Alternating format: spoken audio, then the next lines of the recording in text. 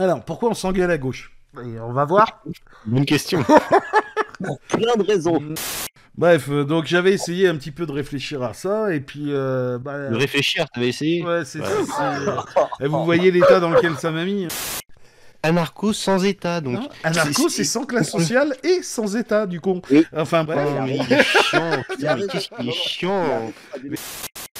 Altegra, on fait une formation pour comment dire, devenir antiraciste si tu veux à 150 € la matinée.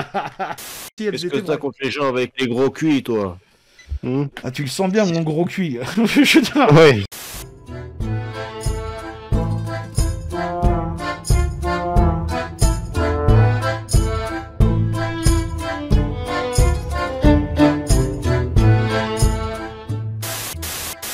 non, sur le clivage gauche-droite, il n'est pas du tout d'accord avec moi, la façon dont je le vois. C'est tout. Bah, on va C'est, être Je trouve que pas During a la même analyse que toi, pour le coup. Je crois, si je le décide. écoute, je sais pas, moi, c'est... Alors, pourquoi on s'engueule à gauche? Et on va voir. Bonne question. pour plein de raisons. Reste une question. Alors, il y en a des raisons pour lesquelles on s'engueule très régulièrement, hein, ça je dis pas le contraire, et pour éviter de surcharger et de rentrer dans des espaces vectoriels à n dimensions, quoi, j'ai essayé de tout réduire à 2 axes, quoi, en faisant très très simple, hein. Mais les principales raisons d'engueulade que je vois sur les réseaux sociaux, en général, c'est orienté autour de 2 choses, quoi, c'est-à-dire ceux qui défendent le réformisme et versus ceux qui veulent la révolution, hein, c'est-à-dire le droit de vote versus faut prendre entre guillemets le pouvoir par les armes, quoi, tu vois, voilà. Donc ça, c'est un des premiers points de désaccord. C'est un des premiers points de désaccord qu'on retrouve très fréquemment à gauche, quoi. Et puis le deuxième, là, quelque chose qui est apparu il n'y a pas très très longtemps, quoi, c'est tout ce qui est lutte de classe versus concept d'intersectionnalité, quoi. Intersectionnalité, c'est quelque chose qui est apparu à peu près dans les années 50.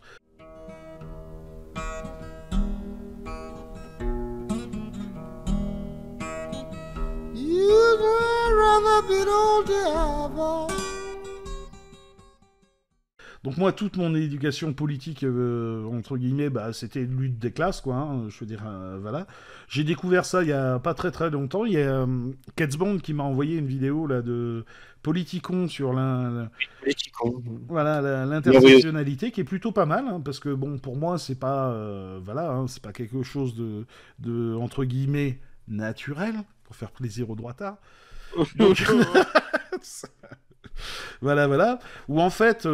D'un certain côté, donc ceux qui défendent les concepts de lutte des classes vont dire que toutes les formes d'oppression sont liées à ce rapport de domination entre les différentes classes sociales. Hein.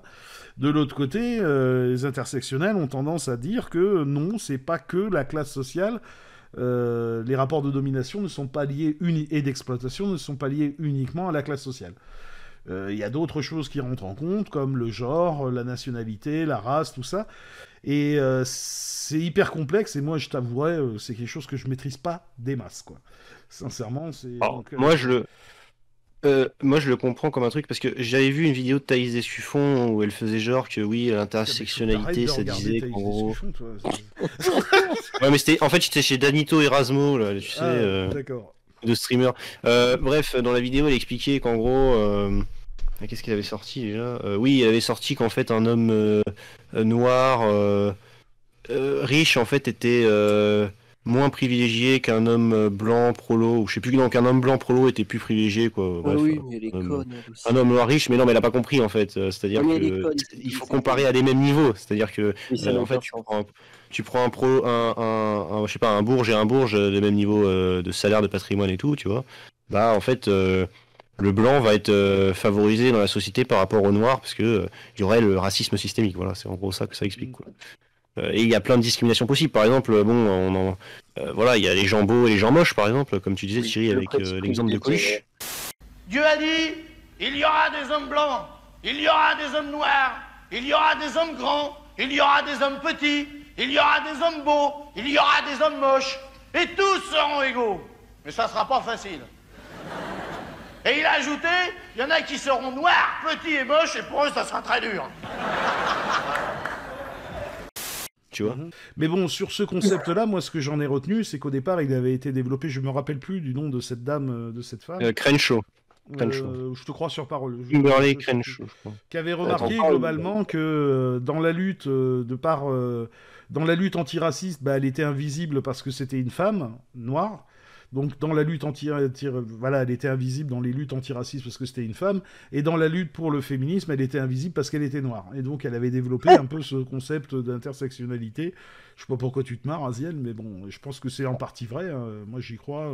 Ah oui, non, mais j'y crois à 2000%, mais c'est... Mais après, ces histoires, c'est très compliqué, et ça, on va y revenir, parce que moi, il y a un truc qui me dérange fondamentalement dans l'intersectionnalité, c'est que ça remet l'individu au centre de la réflexion, et plus la classe, quoi. Et ça me dérange. C'est-à-dire que... C'est d'ailleurs la critique qui est faite aux gens d'intersectionnalité, c'est qu'ils sont un peu trop proches du mouvement libéral, entre guillemets, alors que la critique qui est faite aux gens de la lutte des classes, c'est qu'ils invisibilisent les autres formes de lutte, tu vois. Profite d'une seule lutte qui est en faveur des blancs. Voilà, grosso merdo. Après, moi, je reconnais quelque chose à cette théorie d'intersectionnalité, c'est que ça peut permettre à beaucoup de gens de comprendre justement ces rapports de domination des classes à travers des concepts comme la race, le sexe ou le genre. Donc 2 axes, globalement, réformisme révolutionnaire, et sur l'axe des abscisses, intersectionnel versus lutte des classes, quoi.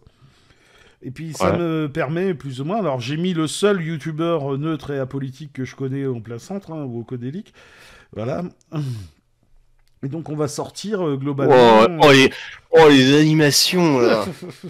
4K 60 FPS et tout. C'est le PowerPoint, pauvre con. Je connais pas assez les youtubeurs les influenceurs sur YouTube ou sur les réseaux sociaux pour les classer, on va dire, correctement, quoi. Mais tout cela, je les mettrai à gauche avec quand même, un cas très particulier qui est celui-là, là-haut, là, en haut à gauche, là. Là-haut. Voilà.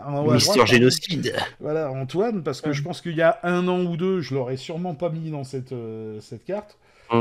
Il a changé. Voilà, aujourd'hui, il y a quand même une évolution un petit peu... Non, mais dans le discours, je dis pas qu'il a changé ou qu'il a pas changé, c'est pas ça, mais dans le discours, il y a quand même une petite évolution que je trouve assez intéressante.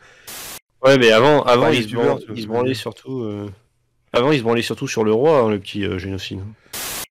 Alors, attends, en haut à gauche, déjà, on a Patchwork, c'est ça? Voilà, on va commencer. Donc ça, c'est un peu la clique. En haut à gauche, j'ai mis Patchwork... Dans l'intersectionnel, ça, je pense que ça se discute pas.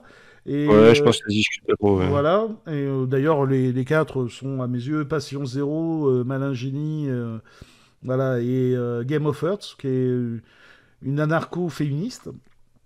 Très, très intéressant, d'ailleurs. Si vous voulez découvrir un peu des vidéos sur le féminisme, voilà, allez plutôt écouter ce qu'elle fait. C'est vraiment... Comment elle s'appelle, pardon, excuse-moi, tu peux... Game of Hearts. Earth, la Terre, en anglais. Bref. D'accord. Donc c'est probablement l'influenceuse de YouTube la plus intéressante que j'ai trouvée pour parler de féminisme. Sincèrement. Donc là, on a des gens qui, globalement, sont très attachés à l'intersectionnalité, mais qui, Patchwork l'a dit clairement, que lui, il votait pas, quoi. C'est quoi le rond noir à côté de Malin Génie Ça, c'était Passion Zéro. Ici, là. Ah d'accord. Passion Zéro, très très bien aussi. Passion Zéro, en plus il fait des vidéos assez courtes qui sont vraiment intéressantes, je trouve. Assez simple, c'est très pédagogique, c'est très court. C'est par rapport, par exemple, à des vidéos de Patchwork de 1 heure avec Dr Sornet, tu vois, qui peuvent être, qui sont plus adressés, on va dire, à un public universitaire, quoi, qui peuvent être un peu indigestes pour certains. Lui, il fait des petites vidéos assez courtes qui sont vraiment intéressantes et je trouve assez bien fait. Et si j'en ai une à vous conseiller, c'est celle qu'il avait faite sur le mérite. Ça va te plaire, ça, Juju. Vidéo sur le mérite, je pense que tu vas l'aimer. D'accord. Tu vas l'aimer. Capacité mentale et un environnement qui a favorisé chez lui la capacité de vouloir travailler et la capacité de se mettre des coups de pied au cul par moment. Où est le mérite? Et dernier point. Quand bien même serait-on responsable de l'exploitation de nos talents? Quand bien même il y aurait un mérite à avoir travaillé son potentiel. Nous ne sommes pas responsables de ce que la société décide de valoriser. Pierre n'y peut rien si ses capacités hors normes de calcul sont extrêmement valorisées dans un monde d'informatique et de finance, et Félix n'y peut rien si dans ce même monde, son extrême sensibilité littéraire et linguistique ne lui offre aucun statut social particulièrement privilégié. Titsimit, par exemple. Donc lui, il avoue, bon, c'est quelqu'un de révolutionnaire, mais qui vote. Donc voilà, et qui avait fait une vidéo justement là-dessus où il essayait d'expliquer pourquoi est-ce qu'il votait pour Mélenchon, quoi. Donc c'est quelqu'un qui incite à aller voter, donc je peux pas le mettre, tu vois, tout en haut, mais pas non plus tout en bas, quoi. J'ai casé un peu tout ce qui gravite plus ou moins autour de Dany Heras, quoi, c'est-à-dire voilà, Léo, Kali, Moufette, Wissam, tout ça, donc eux qui sont à mes yeux, alors là Vlanx aussi, je sais pas si c'est vrai parce que je les connais pas assez bien, j'ai pas les connaissances que tu as, mais j'ai tendance à les associer parce que je sais qu'ils se renvoient régulièrement les uns vers les autres, donc bon. Ils aiment bien se caresser entre eux, c'est vrai. Ouais, non, bah ils ont le droit, moi tu sais que j'adore te caresser, souviens-toi quand t'es devenu... C'est quoi. Alors je suis d'accord. Je suis d'accord avec ce que dit Trakassan Altegra. Il dit c'est faux, l'influenceuse la meilleure sur le féminisme, c'est Stéphane Edouard. Effectivement, évidemment, c'était fou. Le grand c'était fou. Voilà, le chiropracteur de l'extrême droite, quoi. Déplace-moi les vertèbres, c'était fou. Le mec avec un docteur Manhattan Macron, c'est Studio Crapulax, c'est ça? Excellent, Studio Crapulax. J'invite tous les gens à s'abonner à sa chaîne. Il est, enfin, si vous voulez vous marrer un peu, je le trouve particulièrement drôle. Je sais pas si tout le monde sera d'accord, mais... Ensuite, à droite, on a le confus Daimon, bien entendu. Voilà, Daimon le confus. Qui a été à l'UPR et tout. Après, mais qui devient de plus en plus intersectionnel avec le temps. Oui, ben c'est pour ça que, tu vois, il y a quelques années, je l'aurais placé peut-être, tu vois, un peu plus vers la droite, vers lutte des classes, quoi. Et aujourd'hui, bon, bah, il est un peu comme moi. Hein. Moi, c'est pareil, hein, tu vois, moi, je suis ici, hein, pour ceux qui ne savent pas, Naïf versus Expert. Moi, il y a quelques années, j'étais, tu vois, comme ces trois-là, là. C'est comme Chéniaud et Analgénocide, quoi. Et puis, en vieillissant, c'est vrai que, bon... Je suis plus aussi sûr de tout ça, quoi. Canard réfractaire. Canard réfractaire, je sais plus trop où le foot, c'est un peu le Tabibian de la gauche. Ah, le compliment de ouf, quoi. Le compliment, quoi. Non, mais c'est pas ça, mais je sais plus, quoi. Je trouve un petit peu incompréhensible à des moments. Je sais plus trop où le mettre, Canard réfractaire. À gauche, j'y arrive plus, quoi. Antoine, calme-toi, Antoine. Écoute-moi, Antoine. Arrête de t'énerver. Mais tu fermes ta gueule et tu appelles à la vaccination. Moi, je ne m'énerve pas. Parce que moi, je ne suis pas une prostituée, contrairement à d'autres. Essaye d'être calme, s'il te plaît. Putain de gueule, espèce de débile! T'es un débile dangereux! Tu fermes ta gueule de con et tu te tais, tu appelles à la vaccination comme tout le monde! C'est quand même incroyable d'être un mongol, d'être là en train de dire oui. Oh oui, mais bon, combien de morts parmi tes abonnés, espèce de débile? Donc moi, je ne m'énerve pas. Parce que moi, je ne suis pas une prostituée, contrairement à d'autres. Non, mais bon, voilà, quoi. C'est... Je veux dire, enfin bon... Je t'ai dit, je sais plus trop où le mettre. Lui, je l'ai mis là, tu vois. Voilà, il barbote. Il est bien, Canard. Une vraie rhétorique de lutte des classes, quand même, chez le Canard. Enfin, tout à fait. Je pense que de quel côté il est, c'est quand même assez clair. Qu'il arrête de faire le canard, celui-ci. Non, mais pour moi, ça reste du gauchiste, il n'y a pas de souci. Mais tu vois, bon, sur les élections, sur la démocratie directe, puis après, sur la révolution... tu vois, je sais plus trop où le mettre, quoi. Mais plus sur l'axe vertical que sur l'axe horizontal, quoi. Sur l'axe horizontal, je pense qu'il est plutôt bien placé, mais sur l'axe vertical, je sais plus trop où le mettre, quoi. Après, on a c'était pas le Stagirite, là, où je sais plus quoi. Oui, c'est le Stagirite, ouais. Ok. Aussi, pareil, pas bien, c'est un militant LFI qui passe souvent sur le média, qui a sa propre chaîne et qui a une chronique sur le média qui s'appelle « On sort les dossiers ». Moi j'aime beaucoup le Stagirite, franchement ça me plaît beaucoup, quoi, ces vidéos. En plus je trouve que il a comment dirais-je, il a une façon de présenter les choses qui me plaît bien, quoi. Je le trouve vraiment bon, lui. Faut qu'elle aille à l'école et qu'elle se soigne. D'ailleurs j'ai cherché un terme scientifique pour décrire cette attitude et c'est connard, de bon gros connard. mais cravaté. D'aller chougner devant les caméras du monde entier. Bon, qu'ils soient réac et tout ça, ça on s'y attendait. C'est des polémistes de plateau, ils n'existent que par le scandale. Mais quand même à ce point, c'est quoi leur problème? Ok. Ensuite, juste aussi, on a l'incroyable naïf versus expert, bien évidemment. Donc ça, on va passer. L'étoile montante du YouTube Game. Non, je pense pas. Moi, je pense que on n'est pas trop dans l'étoile montante, mais bon. Altegra, à chaque fois que tu prononces Ouria, tu es obligé de nous verser 1 euro en don. Hip hip hip, Ouria. Hip hip hip, Ouria. Wissam. Voilà, Wissam. Non mais on va y venir, Altegra. Wissam, Ouria, Altegra, il va faire un AVC direct. On va aborder les sujets difficiles, Altegra. Rejet de l'intersectionnalité, voilà. Alors, pas du ring, je l'ai mis là parce qu'il est copain avec Antoine. Alors ça tombe bien, j'ai un homme soja sous la main qui lit ce genre d'auteur nul. Je sais pas si c'est oui, Altegra, il était pas d'accord là, il disait oh, pas du ring et tout, il défend Ouria, il défend Dany Raz, il racialise de plus en plus. C'est compliqué à avoir des cases bien établies. C'est vrai que moi j'ai discuté un petit peu avec lui, pas du ring, en privé sur Twitter. C'est vrai qu'à une époque il était plus rouge-brun, c'est-à-dire Charles, camarade Charles compatible, quoi. Et maintenant, c'est vrai qu'il se gauchise un peu plus et il veut faire un petit peu la jonction entre camarade Charles et Wissam et les indigénistes. En gros, son objectif, c'est de faire coucher Wissam et camarade Charles, quoi. C'est un peu ça. Et puis après, on a donc Loïc Chéniaud, voilà, qui est lui, par contre, dans le rejet total de tout ce qui est intersectionnalité, combat féminisme, tout ça, par contre toujours à bloc lutte des classes. Donc Luc Chéniaud, c'est un ancien prof de philo de l'éducation nationale qui a pas tenu. Mais bon, il vend des formations marxistes à 300 balles, écoute, moi je considère que voilà, c'est très intelligent comme move. Faudrait qu'on le fasse d'ailleurs. Alors, on va vendre des formations nous aussi, ouais. Bon, bah voilà, désolé. Non, c'était très bien. Il est gentil, ce Juju. Non, c'est vrai. Avec tout le monde, c'est insupportable. Non, attends, je réserve quelques trucs là, la semaine prochaine. Là, je vous le dis, en fait, la semaine prochaine, c'est simple. Mercredi, je passe mon oral. Jeudi matin, je me réveille, d'accord. Je sors l'ordinateur. Marvel Fitness en PLS dans la semaine. Je vous le dis. Regardez, attention Marvel, regarde-moi, tu vas prendre une gifle, une fessée, frérot.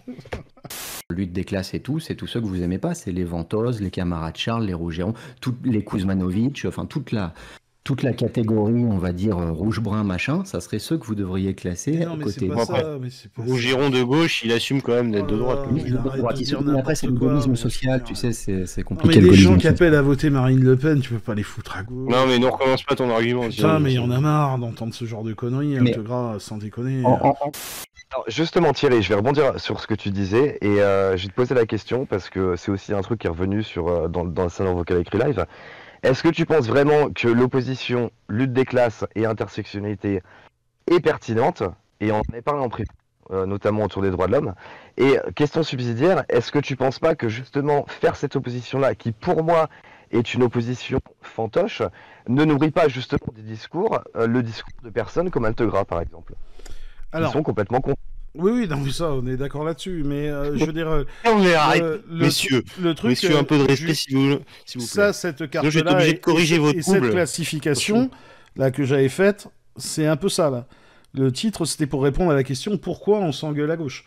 Ça veut pas dire spécialement que les deux, entre guillemets, d'ailleurs, la classe est quelque chose de prépondérant dans l'intersectionnalité, mais oui, je pense que ça, l'intersectionnalité, ça a tellement été récupéré par la droite, et particulièrement par l'extrême droite aussi, quoi, ces concepts-là, qu'à la fin, on mélange tout et on finit par raconter des trucs du genre, voilà, Marine Le Pen, c'est une marxiste, tu vois, elle défend la lutte des classes et le marxisme, quoi.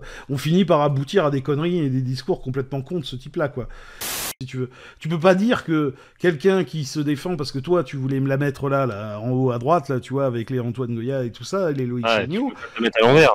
Je veux dire, tu voulais la mettre là, mais je veux dire, comment est-ce que tu veux classer quelqu'un de révolutionnaire marxiste à bloc, qui appellerait à voter Marine Le Pen, qui défend absolument pas tout ce qui est collectivisme et marxisme, quoi, qui est anti-communiste, c'est quand même anti-communiste au possible. Comment tu veux me faire rentrer ces deux trucs là-dedans ?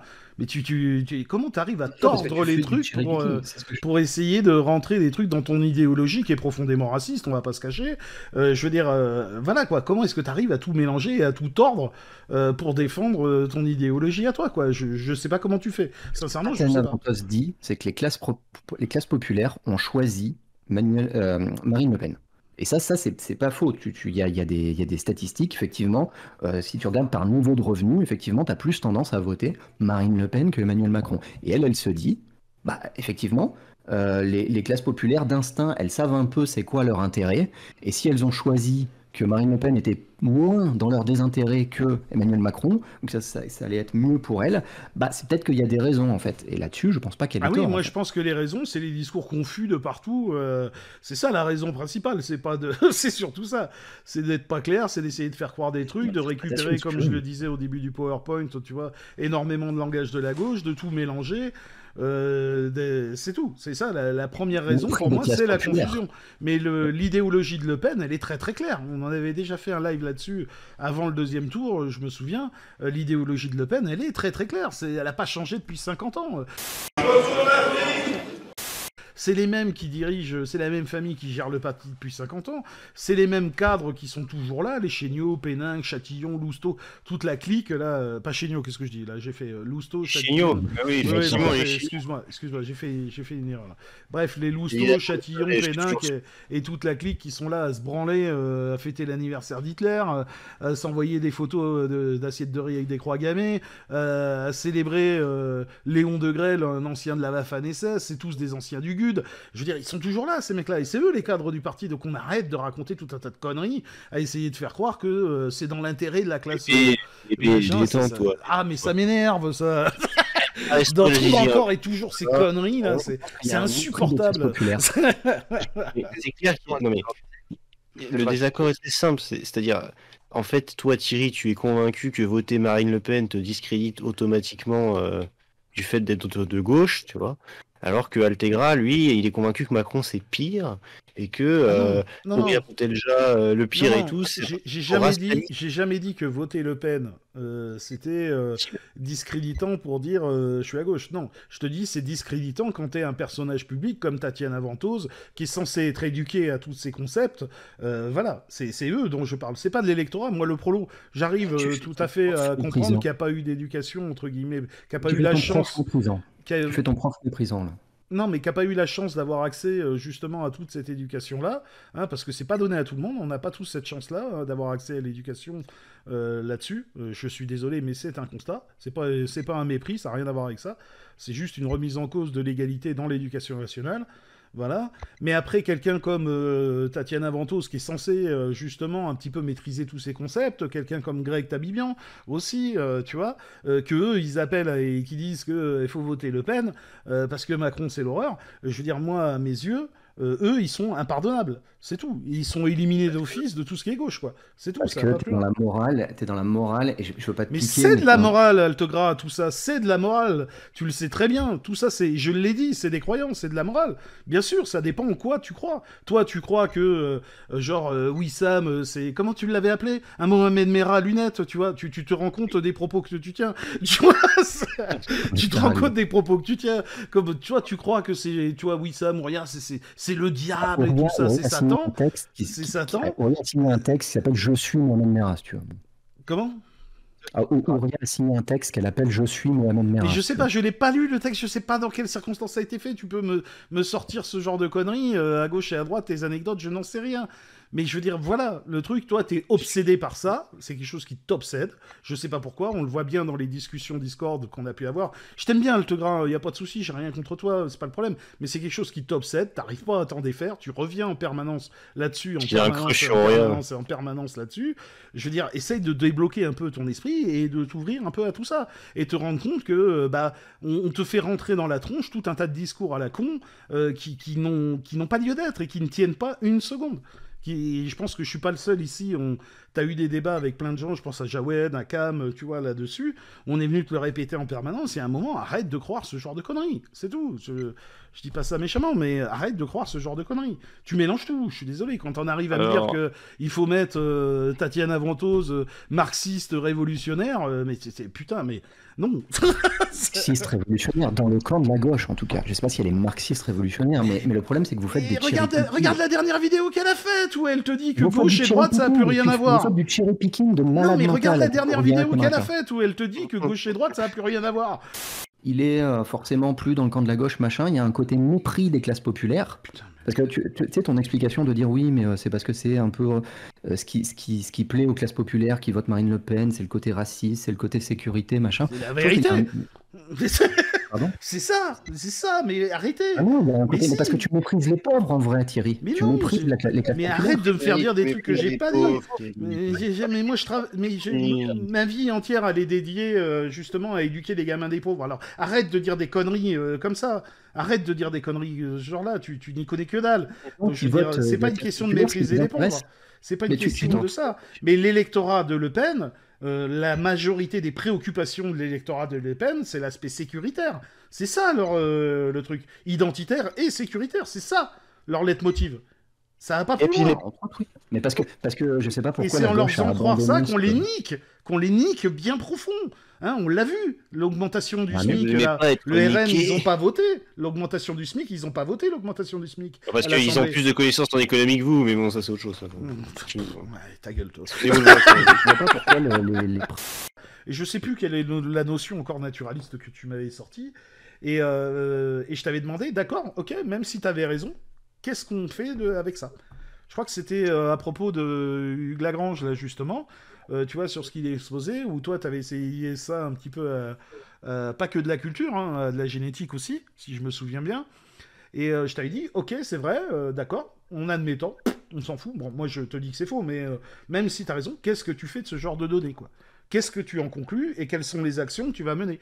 Par exemple, la carte des QI, là, les mecs qui sont là à se branler, là, ah oui, la carte des QI, elle dit qu'on est trop intelligent. Je veux dire, d'ailleurs, hein, les plus intelligents, c'est les Chinois, donc je pense que sur cette carte des QI, donc je pense qu'on devrait tous obéir au Parti communiste chinois, parce qu'après tout, c'est eux les plus intelligents. Je veux dire, voilà, qu'est-ce qu'on fait, même si ça, c'était vrai, qu'est-ce qu'on fait de cette donnée-là? Qu'est-ce qu'on en fait derrière? Bah là, j'aime bien. Et là, il y a un vrai choix politique. Là, il y a un vrai choix politique. Qu'est-ce qu'on fait? On dit, ah bah ceux-là, ils sont cons, donc on va les maintenir, tu vois. Ah, ils ont des petits cuits, donc ils vont faire des petits boulots un peu bébêtes et ce genre de choses. Des boulots, faut pas trop réfléchir. Ou bien alors, est-ce qu'on dit, ah bah ceux-là, ils ont des petits cuits, alors on va leur donner une éducation de bien meilleure qualité que ceux qui ont des gros cuits, afin d'essayer de rétablir une certaine égalité au sein de la société. Je veux dire, qu'est-ce qu'on fait de ces données-là, quoi? Même si elles étaient... Qu'est-ce que t'as contre les gens avec les gros cuits, toi? Ah, tu le sens bien, mon gros cuit. Ouais. Et ça, la plupart du temps, bah, tu vois, les FAF, ils n'arrivent pas à te dire réellement ce qu'ils feraient. Ils te disent, on n'aurait pas dû faire le regroupement familial, on n'aurait pas dû faire l'immigration, on n'aurait pas dû blablabla. Blablabla. Ça. Oui, donc ça rejoint ce que je t'ai dit sur l'électorat du FN, quoi. C'est ça leur préoccupation principale, quoi. Sécurité, identité. Ce que je te disais sur Dany Heraz et pourquoi je les appelais, avec un peu de provocation, j'admets la gauche 8-6, pourquoi la gauche un peu punk à chien qui aime pas du tout la sécurité. C'est moi qui fais du mépris de classe quand tu tiens ce genre de truc. La gauche punk à chien. C'est moi qui fais du mépris de classe. Dany Heraz, ils sont riches. C'est pas des prolos, les gars. Et pour moi, la gauche 8-6, si tu veux, c'est pas des prolos, c'est pas des pauvres. Mais les vrais pauvres, quand ils vont voir ce genre de discours en mode, ouais, la sécurité, c'est pas grave, faut se laisser faire, machin, la chienne dans les rues, c'est pas grave. J'ai jamais dit ça. Ils vont dire, non, en fait. C'est un discours de bourgeois. C'est un discours de bourgeois. Mais ça, j'ai jamais dit ça. Moi, j'ai connu l'élection le deuxième tour en 2002 avec Jospin, je m'en souviens. Et je suis tout à fait d'accord que c'est un sujet qui doit être traité à gauche. Ça, je suis tout à fait d'accord. Mais après, là encore, l'insécurité, il y a un problème d'insécurité, qu'est-ce qu'on fait? On descend dans la rue, on tabasse des Arabes, ou on essaye d'un peu mieux répartir la misère sur le territoire? Tu connais mon truc là-dessus, on construit les prisons, on change la formation des juges à l'ENM, on change la formation des juristes. Oui, non, mais toi, je sais qu'il y a pour toi, il y a un complot islamo-wokiste punk à chien derrière tout ça. Ça, je le sais, que tu le vois comme ça, mais bon, là encore, il faudra le prouver. Et ben pour moi, la lutte des classes, elle est aussi intersectionnelle et enfin pour moi c'est deux axes qui sont nécessaires et complémentaires pour la coopération. Mais voilà. Moi c'était Néo, juste pour te répondre, hein, je répète ce que j'avais dit, c'était pour essayer d'identifier pourquoi on s'engueule à gauche. Et dans le schéma de l'intersectionnalité, là je le remets, on voit bien que c'est la classe. La classe fait tout à fait partie des... est reconnue, c'est pas uniquement une histoire de genre LGBT ou couleur de peau, quoi. C'est la classe fait partie intégrante des concepts de l'intersectionnalité, donc... Voilà. Mais de toute manière, toute la partie réfugiés climatiques, il y a que où on l'anticipe, où on va la prendre en pleine gueule, hein, et puis ça va être violent. Quand on n'anticipe rien, ça finit toujours mal. Hein, possible. Ce discours de « il n'y a pas d'autre alternative », je le trouve ironiquement très droitard. Ah non, non. Là, c'est pas un problème politique, là. Là, c'est que toi, tu mélanges encore tout, hein. T'es vraiment bon, hein, là-dedans. Hein. On parle plus de la même chose, là. On ne parle pas d'idéologie et de choix politiques. Le réchauffement climatique, c'est une vérité scientifique. Et de toute manière, les gens qui vivent dans ces zones-là, il y a un moment ou un autre, ils pourront plus continuer à vivre dans ces zones-là, parce qu'il n'y a pas d'eau, tu peux pas planter de nourriture, tu peux pas manger. Donc forcément, tu vas te déplacer. C'est évident. Ça, c'est pas une histoire de choix politique. Je t'ai dit, moi, j'ai la sensation que tu tords tout un tas de concepts dans tous les sens pour arriver à justifier ton idéologie qui est profondément raciste, on va pas se mentir, hein, je pense, hein, je te le dis honnêtement, qui est profondément raciste sur énormément de points, et que tu vas essayer de me tordre tout un tas de concepts dans tous les sens pour arriver à justifier ça, quoi. Je veux dire, si t'as peur de l'immigration, des Noirs, des Arabes, de machin, de trucs, et tout ça, t'as le droit, il y a pas de problème, t'as le droit, mais dis-le franchement, c'est tout. Tu estimes que ces gens-là, tu vois, cette communauté-là est problématique, et dangereuse, et nuisible pour la France, sur quoi tu te bases, j'en sais rien.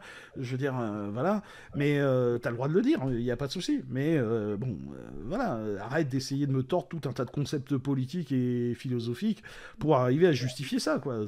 C'est tout.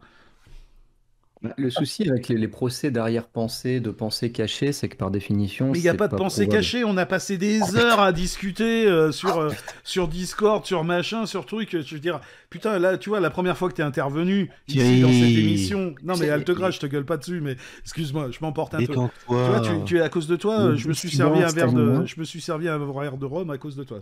T'es quelqu'un qui est fondamentalement... allez, je vais reformuler, si tu veux, qui est très très sensible aux idées racistes, hein, on va dire ça comme ça, d'accord, pour pas te bousculer. Je veux dire, il n'y a pas de problème. Ouais, moi aussi, hein, je suis capable d'utiliser le vocabulaire dans le bon sens. Je veux dire, il n'y a pas de souci, mais si je te dis ça, c'est pas gratuit. C'est parce que c'est pas là à cause de ce que tu viens de dire. C'est à cause de toutes les heures et les heures de conversation, d'échanges qu'on a eu sur les Discord, aussi bien par écrit que par vocal. Tu vois, là, j'en arrive à un stade où je te dis maintenant, stop, c'est bon, on arrête. Tu vois, cette conversation, stop. Alors que les droitards, ils vont dire non, l'autoclassification des gens, c'est quand même vachement plus pertinent que notre petite grille de lecture militante. Ils n'ont pas de grille de lecture militante. Mais va militer à droite, va militer avec les droitards et arrête de prétendre que t'es de gauche et on n'en parle plus. Et on n'en parle plus, tu vois, c'est tout, ça va pas plus loin. Altegra, on fait une formation pour devenir antiraciste si tu veux à 150 € la matinée. Si tu veux guérir ton trouble du racisme, nous sommes là, rassure-toi. L'équipe de choc. Il n'est pas malade, il n'y a pas de maladie.